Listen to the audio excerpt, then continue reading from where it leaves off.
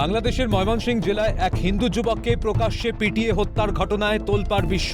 ঘটনায় জড়িত সন্দেহে ইতিমধ্যেই 10 জনকে গ্রেফতার করেছে পড়শি দেশের আইন শৃঙ্খলা রক্ষাকারী বাহিনী। এদের মধ্যে 7 জনকে গ্রেফতার করেছে র্যাপিড অ্যাকশন ব্যাটালিয়ন বা র্যাব, আর বাকি 3 জনকে গ্রেফতার করেছে বাংলাদেশের পুলিশ। ঘটনা তদন্তে উঠে এসেছে একাধিক চাঞ্চল্যকর তথ্য।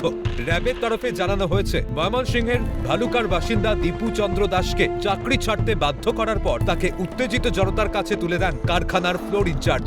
এরপর ধর্ম অবমাননার অভিযোগে তাকে পিটিয়ে হত্যা করা হয়, সেই সঙ্গে জ্বালিয়ে দেওয়া হয় তার দেহ। ঘটনায় উদ্বেগ প্রকাশ করে নিজের এক্স হ্যান্ডেলে পোস্ট করেছেন কংগ্রেস সাংসদ প্রিয়াঙ্কা কান্তি বাড্রা। সেখানে তিনি লিখেছেন, বাংলাদেশের পরিস্থিতি উদ্বেগজনক। পড়শি দেশে হিন্দুদের ওপর ক্রমবর্ধমান সহিংসতা রুখতে বাংলাদেশ সরকারের কাছে বিষয়টি জোরালোভাবে উত্থাপন করা উচিত ভারত সরকারের। এদিকে পদ্মাপাড়ের অরাজক পরিস্থিতির মধ্যে বাংলাদেশের সেনাপ্রধান ওয়াকারুজ্জামানের সঙ্গে টেলিফোনে কথা ভারতীয় সেনাবাহিনীর প্রধান জেনারেল উপেন্দ্র দ্বিবেদীর। সূত্রে খবর, সীমান্তের শান্তিরক্ষা নিয়ে 2 দেশের সেনাপ্রধানের মধ্যে কথা হয়। তাদের মধ্যে কথোপকথন বাংলাদেশের শান্তি বজায় রাখতে পদক্ষেপ গ্রহণ করা হচ্ছে বলে ভারতীয় সেনাপ্রধানকে আশ্বস্ত করেছেন ওয়াকারুজ্জামান, এমনটাই সূত্রের খবর। কংগ্রেস নেতা অধীর রঞ্জন চৌধুরীর অভিযোগ, ভারতের পূর্ব প্রান্তকে অস্থির করার চেষ্টা চলছে।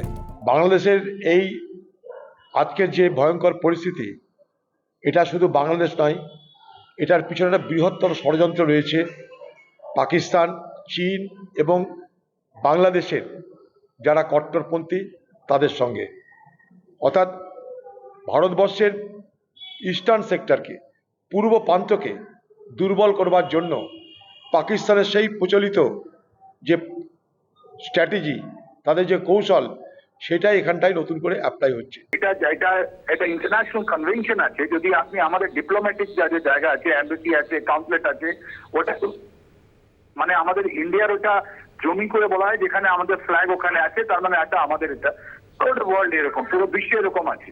তাই যখন ওরা সুরক্ষা দিতে আমাদের হলো, ওরা অনেকগুলো ধমকি দেওয়া হলো, 7 সিস্টেম নিয়ে কথা হলো, তাই জন্য আগে আমরা foreign minister government and second to army তো আমি কথা বলা হলো কি ভাই তুমি কি আমাদের দিতে পারবে কিনা।